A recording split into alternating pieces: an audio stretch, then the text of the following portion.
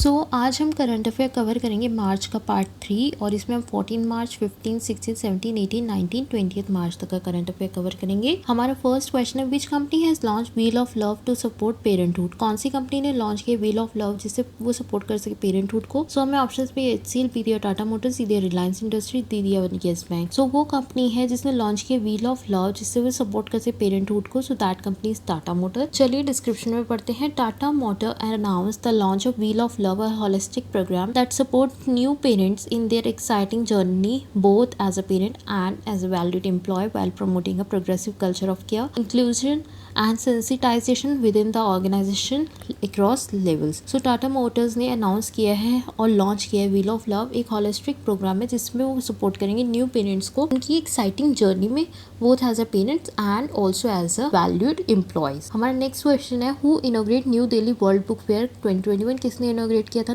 New Delhi World Book Fair 2021। हमें options पे दिया हुआ है नरेंद्र सिंह तोमर, बी दिया रमेश पोखरियाल, सी दिया हुआ है हरदीप सिंह पुरी, डी दिया नानावती। ये इनोग्रेट किया था New Delhi World Book Fair 2021 that was inaugurate by our education minister Ramesh Pokhriyal. चलिए डिस्क्रिप्शन पढ़ते हैं। Union education minister Shri Ramesh Pokhriyal Nishank inaugurated the New Delhi World Book Fair 2021 virtually edition. Addressing on the occasion, the minister appreciated that national education policy 2021 is the theme of New Delhi World Book Fair 2021. Speaking on the ministry said it has emerged as world biggest reform which will develop India not only as the knowledge hub but also help in making learner ideal and global citizens. तो union education minister Ramesh Pokhriyal ने इनोग्रेट किया था New Delhi World Book Fair 2021 virtually. हमारा next question है, with whom ISRO has developed joint earth observation satellite mission radar. किसके साथ इसरो ने develop किया joint earth observation satellite radar. हमें ऑप्शंस में दिया नासा, बी दिया जापान एरोस्पेस एक्सप्लोरेशन एजेंसी, सी दिया बोथ एंड बी, डी दिया हुआ नन ऑफ दिस। इसरो ने डेवलप किया joint earth observation satellite mission radar, ये उन्होंने किया है नासा के साथ। किसके साथ डेवलप किया इसरो ने? नासा के साथ। चलिए डिस्क्रिप्शन में पढ़ते हैं। ISRO has completed development of A synthetic aperture radar SAR capable of producing extremely high resolution image for joint earth observation satellite mission with the US space agency NASA. NASA ISRO SAR is a joint collaboration for a dual frequency L and S band SAR for earth observation. ISRO ने complete किया है development of synthetic aperture radar की, जो कि capable है, जो produce करेगा high resolution image for joint earth observation satellite mission के दौरान। ये क्या प्रोड्यूस करेगा? एक हाई रेजोल्यूशन इमेज। किसके साथ इसरो ने डेवलप किया joint earth observation satellite mission radar? That is with NASA. Now next question is, who is appointed as MD and CEO of ARCIL। किसे अपॉइंट किया गया MD और CEO ऑफ ARCIL? हमें options में दिया स्टीफन स्क्वेरी, बी दिया पल्लवी महापात्रा, सी दिया Arvind Krishna, D दिया नन ऑफ दिस। ये MD और CEO अपॉइंट किया गया ARCL का, दैट इज पल्लव मोहपत्रा। चलिए डिस्क्रिप्शन में पढ़ते हैं। Acid reconstruction company of India announced the appointment of Pallav Mohapatra, former chief of Central Bank of India, as the company chief executive officer and managing director. He succeeded Vinayak Bahuguna, whose 5-year term ended in June 2020. ARCL क्या है? That is Acid Reconstruction Company है, जिसने announce किया है appointment of Pallav मोहपत्रा, जो कि former chief है central bank of India के। कंपनी ने चीफ एग्जीक्यूटिव ऑफिसर और MD ने अपॉइंट किया और इन्होंने सक्सीड किसी किया है? विनायक बहुगुणा को। कौन है अब MD and CEO of RCL, मतलब asset reconstruction company of India? That is Pallav Mohapatra. हमने आपको ऑप्शन दिए स्टीफन स्क्वेरी, ये चेयरमैन एंड CEO है अमेरिकन एक्सप्रेस के, और अरविंद कृष्णन जो है वो चेयरमैन, प्रेसिडेंट एंड CEO है IBM के। हमारा नेक्स्ट क्वेश्चन है, where is Swarnim international Shivratri fair begin. कहाँ पे स्वर्णिम इंटरनेशनल शिवरात्रि फेयर स्टार्ट हुआ था? हमें ऑप्शन में दिए दिल्ली, बी दिया उत्तर प्रदेश, सी दिया हुआ हिमाचल प्रदेश, डी दिया हुआ नन ऑफ दिस। स्वर्णिम इंटरनेशनल शिवरात्रि फेयर स्टार्ट हुआ था हिमाचल प्रदेश में। चलिए डिस्क्रिप्शन में बढ़ते हैं। The well-known Swarnim International Shivratri Fair has begun with Chief Minister Jairam Thakur formally launched it on the historic pedal floor Himachal Pradesh. Thousands of individuals dressed of their conventional apparel participated with the procession carrying native deities dancing all the way in which as much as pedal floor. ये well known Swarnim International Shivratri Fair जो है ये began हुआ था with chief minister Jairam Thakur ji ने launch किया था इस हिस्टोरिक पेडल फ्लोर को हिमाचल प्रदेश में, और ये कहाँ बनाया जाता है? हिमाचल प्रदेश में हुआ था और इसमें काफी सारे लोगों ने पार्टिसिपेट भी किया था। हमारा नेक्स्ट क्वेश्चन है, who is the president of Tanzania, Tanzania के प्रेसिडेंट कौन है? सो हमें ऑप्शन जुलियस नैनेरे, बी दिया हुआ है सामिया सुलूहू हसन, सी दिया जॉन मुगुफली, डी दिया हुआ नन ऑफ दीज। सो ये प्रेसिडेंट ऑफ तंजानिया जो है दैट इज समाया सुलूहू हसन। डिस्क्रिप्शन में पढ़ते हैं, समाया Suluhu Hasan is soft spoken veteran politician unexpectedly thirst for the vote of vice president to become Tanzania's first female leader after John Magufuli's sudden death. Hassan, 61, made history when she was sworn in at the ceremony in the commercial capital there as Salman before a room full of dignitaries. So ये पहली women female president बनी है Tanzania की, जो कि समाया Suluhu Hasan. कौन थे? इनसे पहले थे जॉन मुगुफुली। हमारा नेक्स्ट क्वेश्चन है, who set up innovation lab at Delhi technology university? किसने सेटअप करी है innovation lab at Delhi technology university? So हमें ऑप्शन दिए LG, बी दिया अवाया, सी दिया सैमसंग, डी दिया नन ऑफ दिस। सो ये सेटअप करी है innovation lab at Delhi technology university that is set up by Samsung. चलिए डिस्क्रिप्शन पढ़ते हैं। Samsung electronics set up and innovation lab at Delhi Technology University to promote joint research and training on domains such as artificial intelligence, machine learning and computer vision. Engineering at Samsung R&D Institute Noida will work on collaboration research project with DTU students and faculty member, the company said. So Samsung Electronics से setup किया एक innovation lab Delhi Technological University में, जिसे वो promote कर सके joint research और training on domain such as artificial intelligence, machine learning and computer vision. जो इंजीनियर्स है at Samsung R&D institute Noida में कोलैबोरेट करे इस रिसर्च प्रोजेक्ट में with DTU students and faculty members. so, किसने सेटअप करी है innovation lab at Delhi Technological University? That is Samsung. हमारा नेक्स्ट क्वेश्चन है, who is the director general of national security guard? कौन है director general of national security guard? So हमें option Rajiv Sirohi, B दिया M.A. Ganpati, सी दिया हरपाल सिंह, डी दिया हुआ है नन ऑफ दीज। सो ये बनाया गया director general of national security guard that is M.A. Ganpati. चलिए डिस्क्रिप्शन में पढ़ते हैं। M.A. Ganpati assumed charge as the director general of the national security guard. The government appointed West Bengal cadre IPS officer Kuldeep Singh as director general of Central Reserve Police Force, while also naming his M.A. Ganapati, presently DG Bureau of Civil Aviation and Security, as DG of Elite Force National Security Guard. Singh, who belonged to the 1986 batch, is presently special DG in the CRPF. He will remain in DG post to September 30th next year, the date of his superannuation or under further orders. So M.A. Ganpati जो है वो assume charge कर रहे हैं as the Director General of the National Security Guard. Government ने इन्हें appoint किया है West Bengal cadre IPS officer Kuldeep Singh को as director general of central reserve police forces में, और M.A. गणपति प्रेजेंटली DG थे of bureau of civil aviation and security के as DG of elite force national security guard. So अभी कौन है director general of national security guard? That is M.A. Ganapathy. So अब हमारा next question है, when United Nation international day of remembrance of the victim of slavery and the transatlantic slave trade is observe? कब international day of remembrance of the victim of slavery and the transatlantic slave trade observe किया गया था? सो चलिए options में देखते क्या दिया हुआ है। इसमें दिया 27 मार्च, 26 मार्च, 25 या D none of this. So ये डे ऑब्जर्व किया गया था 25 मार्च को। चलिए डिस्क्रिप्शन पढ़ते हैं। The United Nations International Day of Remembrance of the Victims of Slavery and the Transatlantic Slave Trade is on March 25th, 2021 with the theme of Ending Slavery, Legacy of Racism, a global imperative for justice. It honored the life of those who died as a result of slavery or experienced the horror of the transatlantic slave trade. It is also an occasion to raise awareness about the danger of racism and prejudice. So ये day इसलिए observe किया गया कि जिससे कि हम and कर सके स्लेवरी को, जैसे कि इसकी थीम में बताई गई है ending slavery of legacy of racism. और ये इसलिए भी ऑब्जर्व किया गया ये दिन कि जैसे कि हम बता सके कि ये कितनी गलत चीज है और कितने लोग इस स्लेवरी की वजह से मर भी जाते हैं। जैसे कि लाइन में लिखा हुआ है, it is honour the life of those who died as a result of slavery. हमारा नेक्स्ट क्वेश्चन है, who has belong the first player to score 3000 runs in men's T20I with his last shot against England? कौन बना है first player जिसने score करे हैं 3000 run mains T20 में अपने लास्ट शॉट अगेंस्ट इंग्लैंड के? तो हमें ऑप्शंस भी दिया रोहित शर्मा, बी दिया विराट कोहली, सी दिया शिखर धवन, धवन, दीदी हार्दिक पांड्या। सो ये स्कोर किए हैं विराट कोहली ने। चलिए डिस्क्रिप्शन पढ़ते हैं। India captain Virat Kohli become the first player ever in man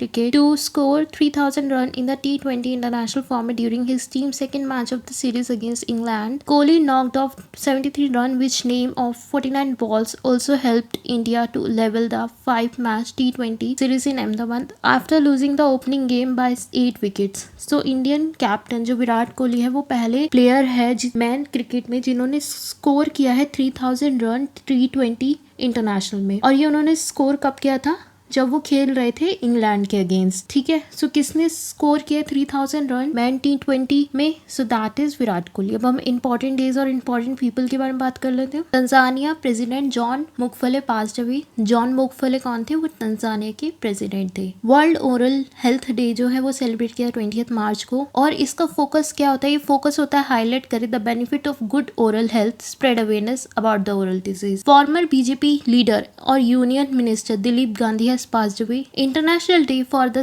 Elimination of Racial Discrimination is observed 21st March with the theme of Youth Standing Up Against Racism. तो जॉन मुकफले कौन थे? वो तंजानिया के प्रेसिडेंट थे। World oral health day जो है वो बनाया जाता है 20 मार्च को, और ये हाईलाइट करता है benefit of good oral health, spread करना awareness about oral disease. Dilip Gandhi कौन थे? वो बीजेपी लीडर और यूनियन मिनिस्टर थे। International day for the elimination of racial discrimination जब वो ऑब्जर्व किया जाता है 21 मार्च को, इसकी थीम क्या थी? Youth standing up against racism. अब हमारा नेक्स्ट क्वेश्चन है, where is world largest floating solar farm being build? कहाँ पे वर्ल्ड का लार्जेस्ट फ्लोटिंग सोलर फार्म बनाया जा रहा है? सो हमें ऑप्शंस में न्यूजीलैंड, बी दिया लंदन, सी दिया इंडोनेशिया, डी दिया हुआ सिंगापुर। से ये बनाया जा रहा है सिंगापुर में। चलिए डिस्क्रिप्शन में पढ़ते हैं। Singapore is one of the smallest country in the world but it is also among the biggest per capita carbon dioxide emitters in Asia. In a bid to tackle climate change, the country is building one of the world's largest floating solar farm. It has resorted to setting up these energy plants off its coastal. So world का floating solar farm कहाँ पे बनाया जा रहा है? Singapore में बनाया जा रहा है। सिंगापुर एक स्मॉलेस्ट कंट्री है वर्ल्ड की, बट इसकी जो पर कैपिटा है जो है वो बिगेस्ट है in carbon dioxide emitters in Asia. ये इसलिए बनाया जा रहा है कि क्लाइमेट चेंज को देख सके, और ये वर्ल्ड का लार्जेस्ट फ्लोटिंग सोलर फार्म है। कहाँ पे? सिंगापुर में। हमारा नेक्स्ट क्वेश्चन है, who is appointed as the director general of military operation of the Indian army? किससे अपॉइंट किया गया director general of military operation of the Indian army? So हमें ऑप्शंस में दिया हुआ lieutenant general Tumul Verma, lieutenant general Ajay Singh, lieutenant general BS Raju, D दिया none of these. तो ये अपॉइंट किया गया लेफ्टिनेंट जनरल BS राजू को as the director general military operation of Indian army. चलिए डिस्क्रिप्शन में पढ़ते हैं। Lieutenant general BS Raju, the general officer commanding of the Srinagar based Chinar corps will be the next new Director General of Military Operation of the Indian Army Official. So Lieutenant General जो BS Raju है, जो general officer commanding है Srinagar base में, उन्हें बनाया गया new director general of military operation. So किसे बनाया गया director general of military operation? That is lieutenant general BS Raju. जो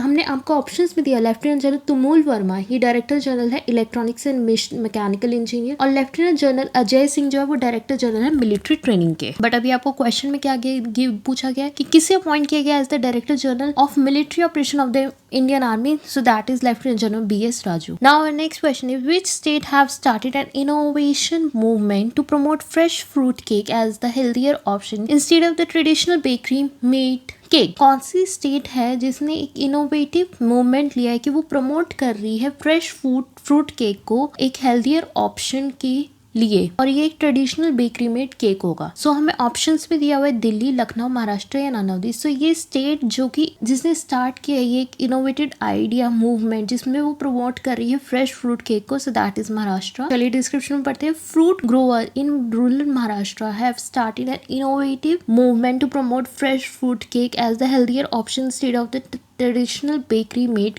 cakes to celebrate birthday and other special occasion. So fruit cake जो रूरल महाराष्ट्र में है उन्होंने स्टार्ट किया एक इनोवेटिव मूवमेंट जिसमें प्रमोट करे फ्रेश फ्रूट केक को as a healthier option instead of the traditional bakery made cakes, जिसमें वो सेलिब्रेट करते हैं birthday and special occasion. So कौन सी स्टेट है जिसने स्टार्ट किया इनोवेटिव मूवमेंट जिसमें प्रमोट करे fresh fruit cake as a healthier option? So that state is Maharashtra.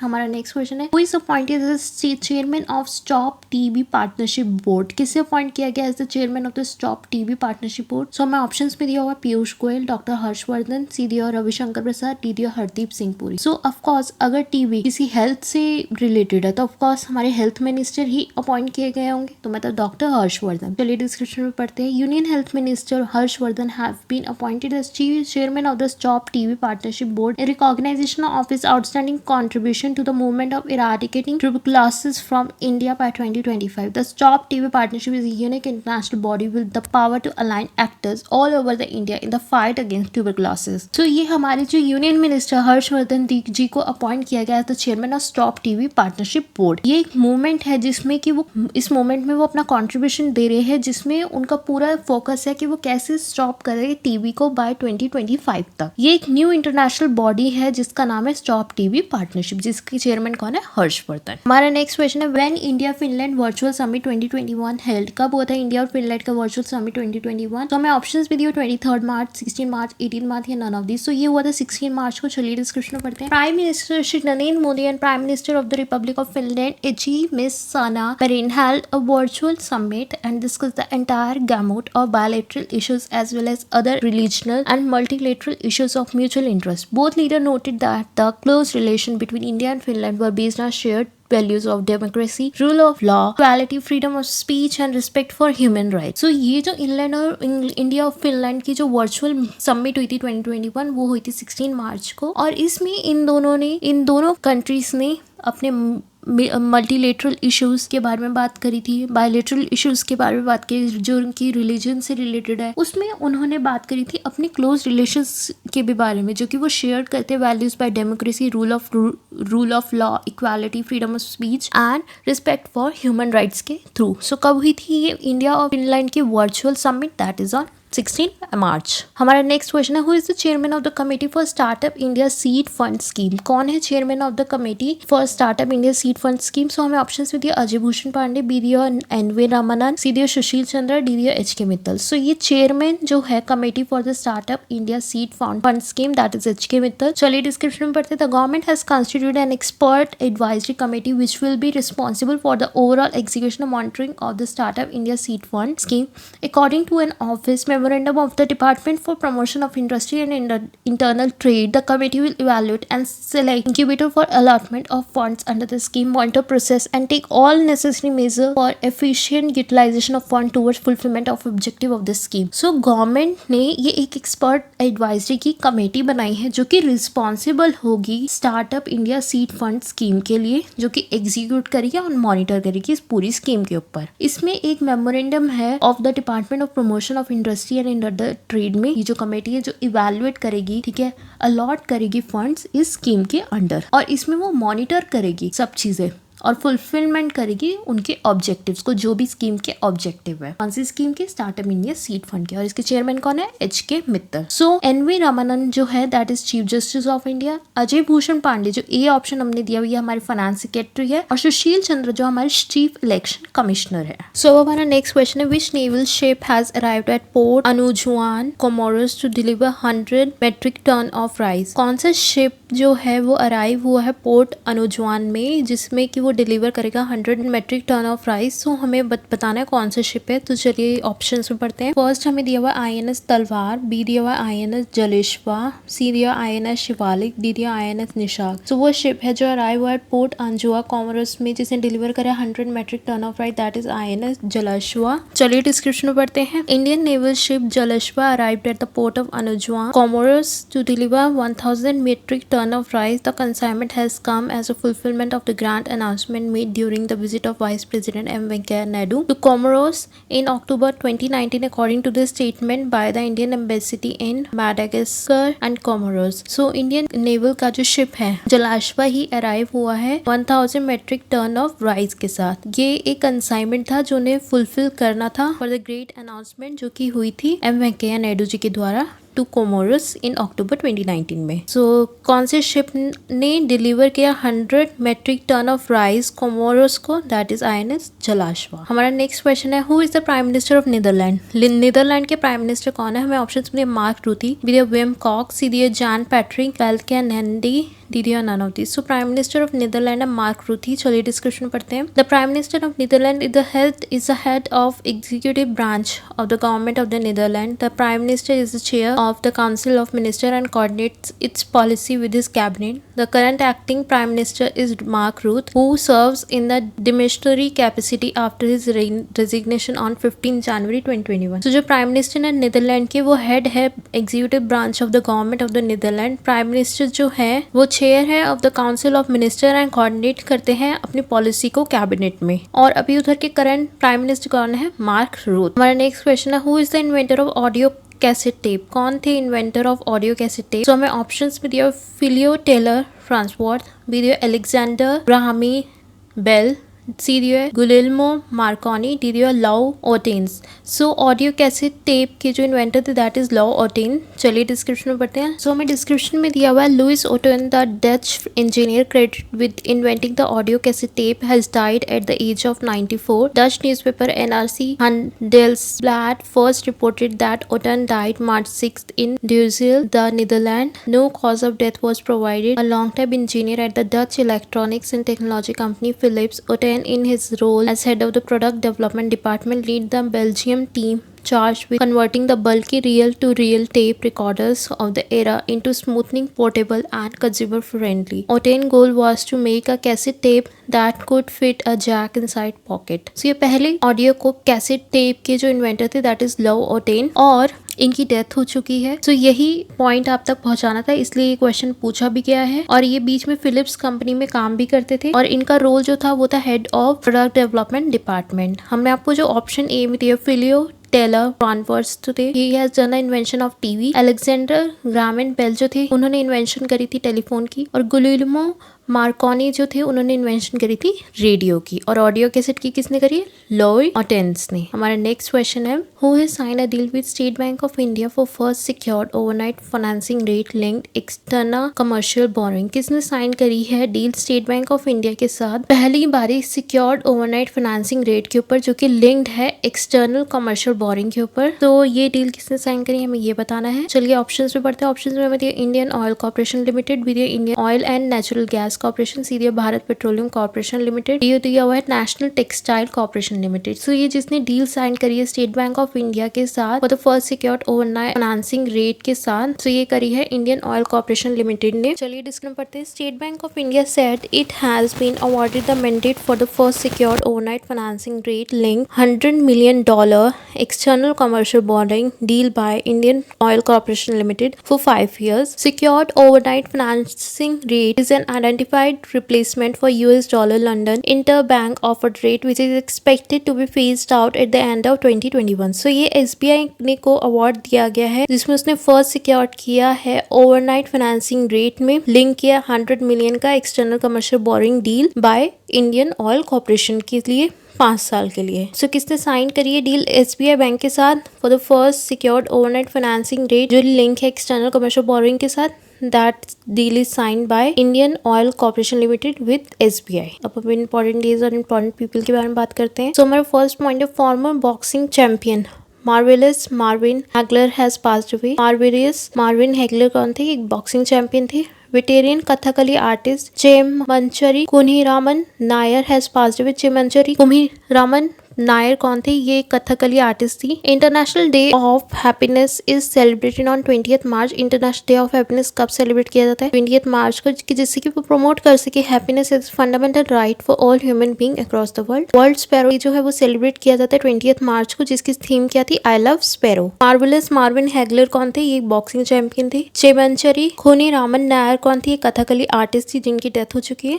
International day of happiness कब बनाया था? 20 मार्च को। और वर्ल्ड स्पैरो डे कब बनाया था? 20 मार्च को। और इसकी थीम क्या थी? I love sparrow. ध्यान रखिए थीम को, क्योंकि थीम से रिलेटेड भी क्वेश्चंस आ जाते हैं। अब हमारा नेक्स्ट क्वेश्चन है, who is the director general of international solar alliances? International solar alliances के डायरेक्टर जनरल कौन है? मैं ऑप्शन विद धर्मेंद्र प्रधान, पीडी राजकुमार सिंह, सीडी अजय कुमार, डीडी none of this. So director general of international solar alliances जो है दैट इज अजय कुमार। चलिए डिस्क्रिप्शन में पढ़ते हैं। Doctor Ajay Kumar has assumed office today as a Director General of the International Solar Alliances. He succeeded to Mr. Upendra Tripathi, who finished his term with the ISA. On the very first day, Dr. Mathur hit the road running, having clearly prepared his priority in the month following his election and preceding his formal taking over as a head of ISA Secretary. So, Dr. Ajay Mathur जी को बनाया गया director general of the international solar alliances.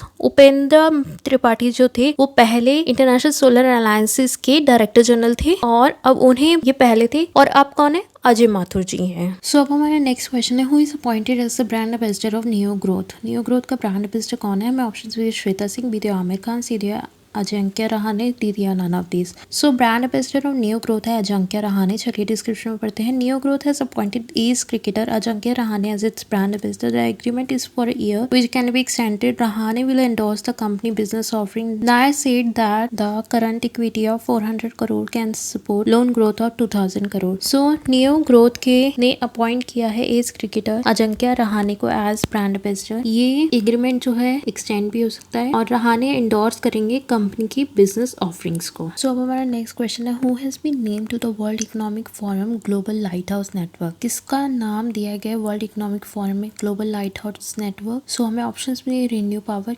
Kisku energy venture, Tata power solar या D none of this. So ये दिया है ReNew Power का नाम world economic forum में ग्लोबल लाइट हाउस नेटवर्क के नाम से। तो चलिए डिस्क्रिप्शन पढ़ते हैं। ReNew Power said it has become a part of the global economic forum global light house network. अब ये इसका पार्ट बन चुकी है वर्ल्ड इकोनॉमिक फोरम में ग्लोबल लाइट हाउस नेटवर्क का। ReNew Power has been named to the world economic forum global light house network which recognise company using new technology to achieve environmentally sustainable community supportive growth, the company said in a statement. ये ReNew Power ने अपनी statement में बोला है कि वो company recognise करती है न्यू टेक्नोलॉजीज को, एनवायरमेंटल सस्टेनेबल कम्युनिटी सपोर्ट को और प्रॉफिटेबल ग्रोथ को भी।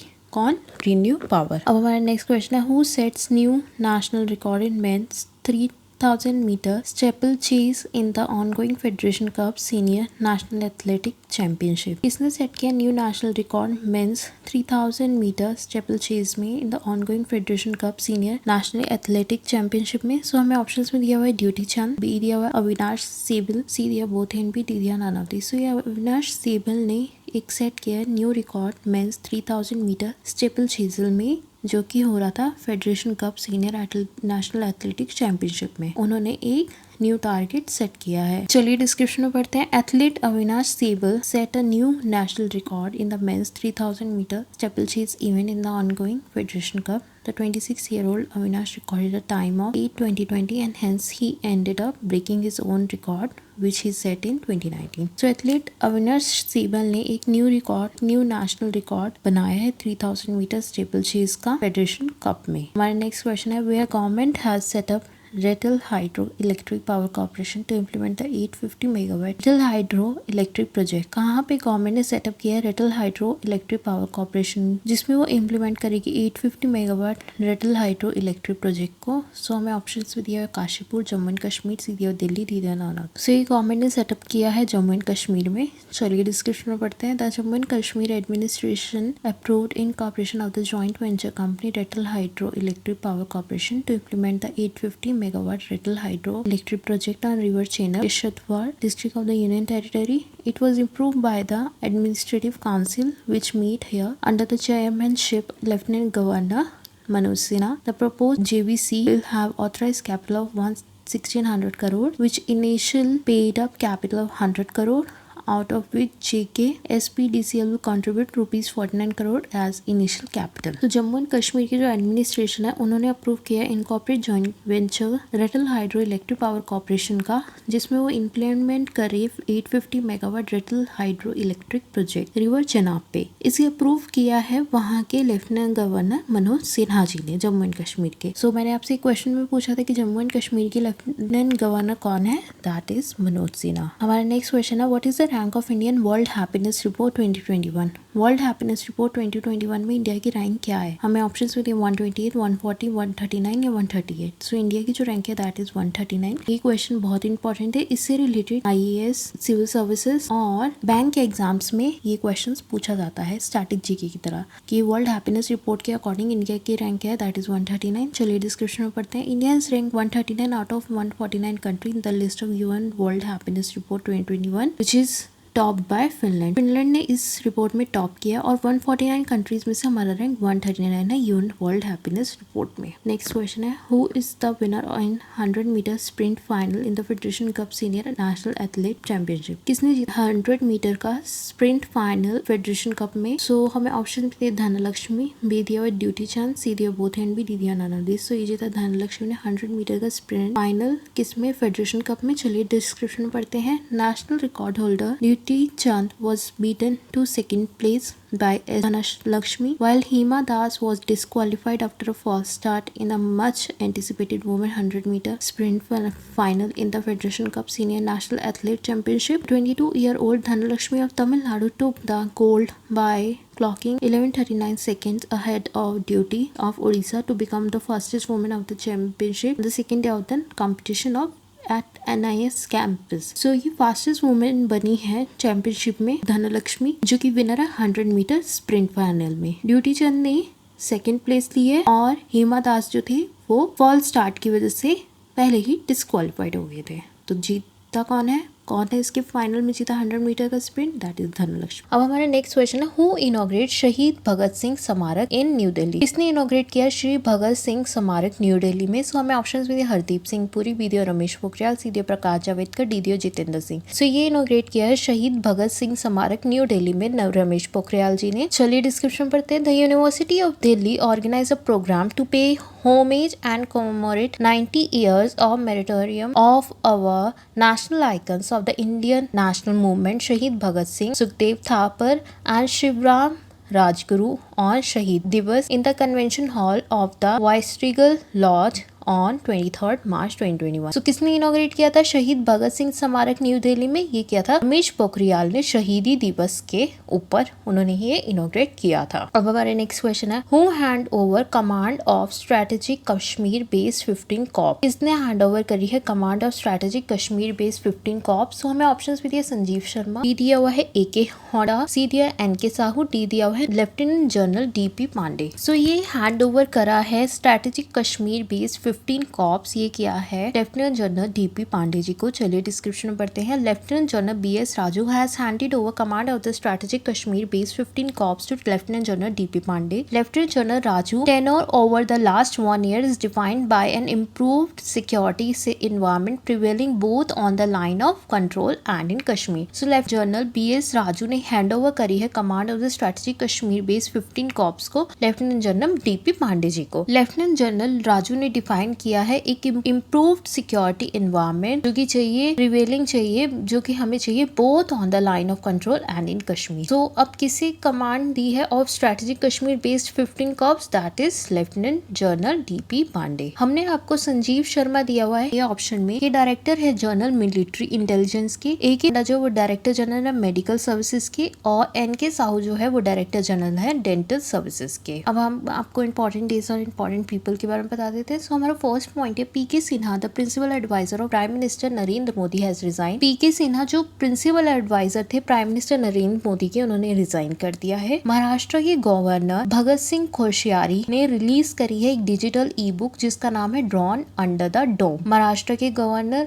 भगत सिंह कोश्यारी जी ने कौन सी ई बुक रिलीज करी है? That is drawn under the dome. Next point है book title battle ready for 21st century को edited by lieutenant general AK Singh, distinguished fellow क्लॉज and Brig Narendra Kumar visiting fellow clause was released by General Bipin Rawat, CDS and General Deepak Kapoor, former Chief of Army Staff at Center for Land Warfare Studies on 17 March 2021। So ये जो book है Battle Ready for 21st Century इसको को-एडिट किया है lieutenant general AK Singh, distinguished fellow clause brigadier Narendra Kumar, visiting faculty clause इसे release किया गया bye general Bipin Rawat, CDS and general Deepak Kapoor और farmer chief of the army staff at centre for land welfare studies ने on 17 मार्च। हमारा पहला पॉइंट क्या है, पीके सिन्हा कौन थे, वो प्रिंसिपल एडवाइजर थे। किसके एडवाइजर थे, प्राइम मिनिस्टर नरेंद्र मोदी के, और उन्होंने रिजाइन कर दिया है। डॉन अंडर द डोम, ये बुक किसने रिलीज करी है, भगत सिंह कोश्यारी ने। वो कौन है, वो महाराष्ट्र के गवर्नर है। कैसे रिलीज करी है बुक, उन्होंने डिजिटल ई प्लेटफॉर्म के थ्रू, ई बुक के थ्रू उन्होंने ये बुक रिलीज करी है। लास्ट पॉइंट हमारा battle ready for 21st century. इस बुक को किन्होंने को एडिटेड किया है, lieutenant general AK Singh, brigadier Narendra Kumar, general Bipin Rawat and general Deepak Kumar ji ने इसको एडिट किया है। Former chief of the army staff centre for land welfare studies ने इसको ऑन 17 मार्च को। अब हम बैक टू क्वेश्चन आ जाते हैं। Who develop a new cloud based 5G radio solution, किसने डेवलप किया new cloud based 5G radio solution. हमें ऑप्शन दिए Xiaomi, DDO Motorola, CDO Nokia, DDO none of these। So ये डेवलप किया new cloud based 5G radio solution, ये develop किया Nokia ने। चलिए डिस्क्रिप्शन में पढ़ते हैं। Nokia has announced a partnership with Google Cloud to develop new cloud based 5G radio solution. The two companies will collaborate on joint solution combining Nokia radio access network, open radio access network, cloud radio access network and edge cloud technologies with Google edge cloud computing platform and application ecosystem. So Nokia ने announce करी अपनी partnership Google cloud के साथ कि जिससे वो develop कर सके new cloud based 5G radio solution. ये दोनों कंपनीज ने कोलैबोरेट किया और जॉइंट सॉल्यूशन बनाया है। सो किसने डेवलप किया new cloud based 5G radio solution, that is Nokia. Now our next question is which is the first state to have an ethanol promotion policy? कौन सी फर्स्ट स्टेट है जिसके पास होगी एथनॉल प्रमोशन पॉलिसी? सो हमें options भी दिया हुआ Delhi, B दिया बिहार, सी दिया कोलकाता, डी दिया लखनऊ। सो फर्स्ट स्टेट जिसके पास होगी ethanol promotion policy that is Bihar. चलिए डिस्क्रिप्शन में पढ़ते हैं। Bihar become the first state in the country to have its own ethanol policy called ethanol production promotion policy which has been approved by the cabinet. The new policy would permit ethanol production in Bihar from all feed stock permitted by National Policy on Biofuel 2018 and subsequently by National Biofuel Coordinate Committee. So Bihar पहला state बना है country का जिसके पास है अपनी own ethanol policy, जिससे उन्होंने बोला एथनॉल प्रोडक्शन प्रमोशन पॉलिसी 2021। इसे अप्रूव किया है कैबिनेट ने। ये न्यू पॉलिसी है जिसे परमिट दिया है एथनॉल प्रोडक्शन ने बिहार में फ्रॉम ऑल फीड स्टॉक, जिसे परमिट किया गया by national policy on biofuel 2018 और ये सब्सिक्वेंटली है by national biofuel coordination committee के द्वारा। सो कौन सी पहली स्टेट बनी है जिसके पास है ethanol promotion policy, that is Bihar. हमारा नेक्स्ट क्वेश्चन है who is the first Afghan player to score test double century? कौन फर्स्ट अफगान प्लेयर बना है जिसने स्कोर किया टेस्ट डबल सेंचुरी? सो हमें ऑप्शंस में दिया हुआ है क्वेस अहमद, बी दिया हुआ है इब्राहिम ज़ेदरेन, सी दिया हुआ है हिशमातुल्लाह शहीदी, डी दिया हुआ नन ऑफ दीज। तो फर्स्ट अफगानी प्लेयर जिसने स्कोर करे है test double century, so that is Hashmatullah Shahidi. चलिए डिस्क्रिप्शन में पढ़ते हैं। Afghanistan's Hishmatullah Shahidi became the first batsman from the country to register a double hundred in Test cricket. Shahidi got his first double century on day 2 of the second Test against Zimbabwe in Abu Dhabi. Shahidi made 200 not out of 443 balls with 21 fours and 1 6 at Afghanistan put a mammoth 545 for fourth in this first innings. So Hishmatullah Shahidi पहले batsman बने हैं country के जिन्होंने register किया एक double 100 test cricket में। सो ये पहले बैट्समैन बने हैं जिन्होंने फर्स्ट डबल सेंचुरी मारी है डे 2 पे of the second test against Zimbabwe. ये कौन है? हिशमतुल्लाह शहीदी। अब हमारा नेक्स्ट क्वेश्चन है what is the rank of India in global home price index? Global home price index में इंडिया की रैंक क्या है? सो हमें ऑप्शंस मिले 55, 54, 56 या 57। सो इंडिया की rank global home price index में दैट इज 56। चलिए डिस्क्रिप्शन में पढ़ते हैं। India slipped 13 spots lower touching the 56th rank in the global home price index in the fourth and last quarter of the financial year against its 43rd rank in the same quarter previous fiscal, according to the recent research report Global House Price Index Q4 2020 released by property consultant Knight Frank. The country reported a decline of 3.6% year on year in home prices. So India ने slip किया 13 spot lower और touch किया है 56th rank in the global home price index in the fourth and last quarter of the financial year. Last year जो इसकी rank थी that was 43rd और इस बार 56th है according to the recent global home price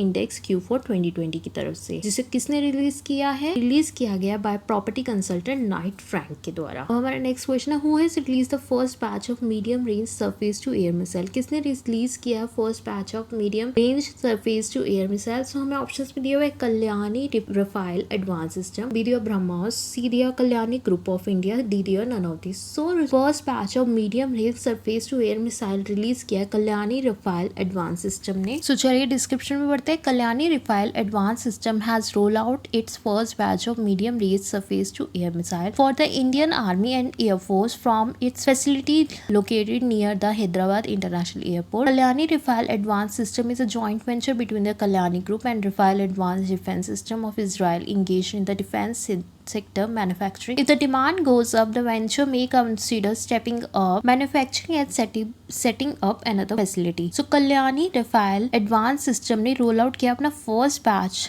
medium range surface to air missile का Indian army and air force के लिए Hyderabad international airport. Kalyani Rafael advance system जो है ये joint venture between Kalyani group and Rafael advance defence system of Israel के बीच में, और ये डिफेंस सेक्टर की मैन्युफैक्चरिंग है। तो किसने रिलीज किया first batch of medium range surface to air missile? That is Kalyani Rafael advance system. ये किसका जॉइंट वेंचर है? Kalyani group and Rafael advance defence system का ऑफ इजराइल। ये एक मैन्युफैक्चरिंग है फॉर डिफेंस सेक्टर। अब हमारा नेक्स्ट क्वेश्चन है, which campaign is launch to tackle malnutrition with 1000 days target where annual survey will be conducted to track the progress? कौन से campaign launch किया गया कि जिससे कि वो टैकल कर सके माल न्यूट्रिशन 1000 डेज का टारगेट के साथ? यह एक एनुअल सर्वे है जो कि कंडक्ट करता है, जो कि देखता है, ट्रैक करता है प्रोग्रेस को। सो हमें उस कैंपेन का नाम बताना है। हमें ऑप्शंस भी दिया, one stop centre scheme, B दिया strategic action for elevation of malnutrition and anaemia reduction, C दिया बालिका समृद्धि योजना, डी दिया नन ऑफ दिस। सो ये कैंपेन जो कि टैकल करता है माल न्यूट्रिशन से, तो देखिए आपको पता ही चल जाएगा ऑप्शन से कि माल न्यूट्रिशन जहाँ पे आपको दिखा हुआ है that is the correct answer. Also they are going to deal with the anaemia, so B option is correct. Strategic action for elevation of malnutrition and anaemia reduction, ये आपका करेक्ट आंसर है। चलिए discussion करते हैं। The Jharkhand government launch strategic action for elevation of malnutrition campaign to tackle malnutrition in the state. द campaign aims to identify anemia women or malnutrition children and converge various departments to effectively deal with the problem in the state where malnutrition has been a major problem. So ये campaign का M है कि identify कर सके anaemic women's को और वो उन बच्चों के जिनके अंदर मालन्यूट्रिशन की बहुत कमी है और वो इस प्रॉब्लम को सॉल्व कर सके, इसलिए कैंपेन लॉन्च किया गया। और कौन सी गवर्नमेंट ने लॉन्च किया है? झारखंड की गवर्नमेंट ने लॉन्च किया है। हमने आपको ऑप्शन में दिया one stop centre scheme. One stop centre scheme है, इसे इंट्रोड्यूस किया गया था अप्रैल 2015 में, और ये इसलिए स्कीम लाई गई थी। ये ऑफर करती है immediate response, emergency help, medical support और legal and psychological assistance women's को, गर्ल्स को below the age of 18। So उनको ये हेल्प करती है, इसलिए वन स्टॉप सेंटर स्कीम लाई गई थी। बालिका स्मृति योजना जो है ये इसलिए लाई गई थी कि जिससे कि हम अपलिफ्ट कर सके गर्ल्स को। स्मॉल सेविंग डिपॉजिट स्कीम के द्वारा इसे लॉन्च किया गया था गवर्नमेंट ऑफ इंडिया ने इन अगस्त 1997 में to change the attitude of the community towards women. ये स्पेशली एक तरफ से अपलिफ्टमेंट के लिए थी कि गर्ल्स को और बढ़ावा दिया जा सके, स्पेशली अपलिफ्टमेंट के लिए थी ये स्कीम। अब हमारा नेक्स्ट क्वेश्चन है, who is banned from all form of cricket for 8 years? किसे बैन कर दिया गया है all form of cricket for 8 years? सो हमें ऑप्शंस में दिया मोहम्मद नवीद, बी दिया शैमान अनवर, सी दिया बोथ हैंड बी, डी दिया नन ऑफ दिस। सो जिसे बैन किया गया from all form of cricket for 8 years that is both and B. Mohammad Naveed and Shaiman Anwar दोनों को बैन किया गया है। सो चलिए डिस्क्रिप्शन में पढ़ते हैं। Mohammad Naveed and Shaiman Anwar has been told they are playing for the clinical betrayal of their position, their teammates and all supporters of UAE cricket after they were banned from the sport for 8 years. The former UAE players were each found guilty in January of 2 charges of breaching cricket anti-corruption code. Mohammad Naveed और शैमान अनवर जो ये दोनों है ये play करते थे clinical betrayal of their positions, so इसलिए इनको बैन किया गया है 8 साल के लिए। हमारा नेक्स्ट क्वेश्चन है, which scheme is launched by PM Narendra Modi on the occasion of World Water Day for conserving water? कौन सी स्कीम को लॉन्च किया गया पीएम नरेंद्र मोदी के द्वारा वर्ल्ड वाटर डे पर फॉर कंजर्विंग वाटर? सो हमें ऑप्शन भी दिए, जल शक्ति शक्ति अभियान कैच द रेन, जल शिवम अभियान कैच द रेन, जल अभियान कैच द रेन या डी नन ऑफ दिस। सो वो स्कीम जिसे लॉन्च किया पीएम नरेंद्र मोदी ने on the occasion of world water day, so that scheme is जल शक्ति अभियान कैच द रेन। सो चलिए डिस्क्रिप्शन में पढ़ते हैं। Prime minister Narendra Modi launch the catch the rain campaign programme. PM Modi also congratulate the chief minister of Madhya Pradesh and Uttar Pradesh for signing an MOU on the Ken Betwa link project. PM Narendra Modi ने launch किया था इस scheme को virtually और इस स्कीम का नाम क्या था, जल शक्ति अभियान कैच द रेन। इसमें उन्होंने कॉन्ग्रेचुलेट किया था chief minister of Madhya Pradesh and Uttar Pradesh, जो उन्होंने MOU साइन किया केन बेटवा के लिए, ये प्रोजेक्ट के लिए, इसलिए उन्होंने उन्हें भी कॉन्ग्रेचुलेट किया था इस डे पर। अब हमारा नेक्स्ट क्वेश्चन है, who win the gold medal for India in the women 10 metre air pistol final of the international shooting sport confederation. किसने जीता है गोल्ड मेडल इंडिया के लिए वुमेन्स में 10 metre air pistol final of the international shooting sports federation. So हमें option में दिया हुआ है गीता फोगाट, बी दिया यशवनी देसवाल, सी दिया अपूर्वी चंडाले, डी दिया नन ऑफ दिस। तो ये जीता है यशवनी देसवाल ने gold medal for India in the women 10 metre air pistol. So चलिए डिस्क्रिप्शन में पढ़ते हैं। Yashwani Deswal bag the first gold medal for India in the women's 10 metre air pistol final of the international shooting sports federation world cup rifle pistol shotgun here at doctor Karni Singh shooting range. Deswal accumulated 238.8 points to lead in her category. Another Indian shooter Manu Baker won a silver medal with 236.7 points. Yashaswini Deswal ने जीता first gold medal India के लिए in the women 10 metre air pistol final में in the international shooting sports federation में। देसवाल जी के जो point थे that was 238.8 points थे और इंडियन शूटर मनु बेकर ने जीता है सिल्वर मेडल विद 236.7 पॉइंट्स के साथ। हमने आपको ऑप्शन में गीता फोगाट, ये इंडिया की फर्स्ट गोल्ड मेडल लाई थी in the wrestling at the Commonwealth Games in 2010। Apurvi Chandela जो थी वो world number 1 in 10 metre air rifle by winning 2 gold medal at ISSF world cup. अब हमारा नेक्स्ट क्वेश्चन है, who has signed a deal with Bharat dynamic limited to acquire 4960 Milan 2T anti tank guided missile. किसने sign करी है deal Bharat dynamic limited के साथ कि जिससे वो एक्वायर कर सके 4960 मिलान 2T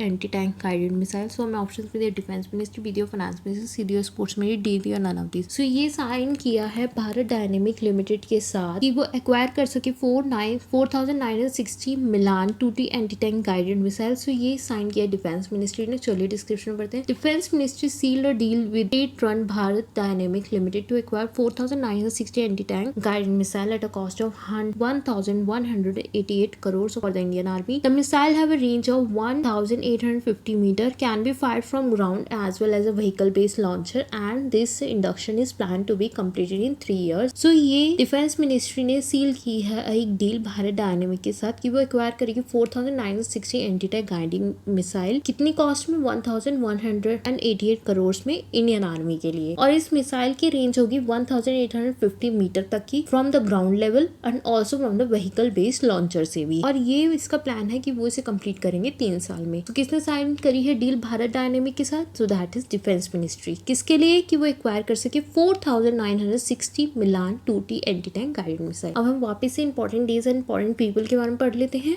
सो हमें पहला पॉइंट दिया हुआ ग्लोबल रिसाइकलिंग डे जो है वो ऑब्जर्व किया गया था मार्च 18 में और इसकी थीम क्या थी? Recycling heroes. बांग्लादेश के former prime minister barrister Moudud Ahmed pass away हो चुके हैं। बैरिस्टर मौदूद अहमद कौन थे? वो बांग्लादेश के फॉर्मर प्राइम मिनिस्टर थी। वर्ल्ड डाउन सिंड्रोम डे जो है वो ऑब्जर्व किया जाता है 21 मार्च को, जिसकी वो रेस कर सके public awareness for the right, inclusion and wellbeing of people with Down syndrome with the theme of way decide. 6th India Brazil South Africa women forum जो है वो हेल्ड होगी वर्चुअली। सो ग्लोबल रिसाइकलिंग डे कब observe किया गया? 18 मार्च को। उसकी theme क्या थी? Recycling hero. Barrister Moudud Ahmad कौन है? बांग्लादेश की फॉर्मर प्राइम मिनिस्टर है। वर्ल्ड डाउन सिंड्रोम डे कब ऑब्जर्व किया जाता है? 21 मार्च को, कि जिसकी वो रेस कर सके awareness between the people for the right, inclusion and wellbeing of people with Down syndrome. इसकी थीम क्या थी? We decide. India Brazil South Africa women forum कैसे हुआ था? वर्चुअली हुआ था। और कौन सा था इसका? 6 हुआ था ये। सो अगर आपको आज का सेशन अच्छा लगा है तो प्लीज वीडियो को लाइक करिए, शेयर करिए, चैनल को सब्सक्राइब करिए, अपने पेरेंट्स का नाम रोशन करिए, देश का नाम रोशन करिए एंड ऑल्सो वीडियो को पूरा देखिए और अपने डाउट जरूर पूछिए कमेंट सेक्शन में।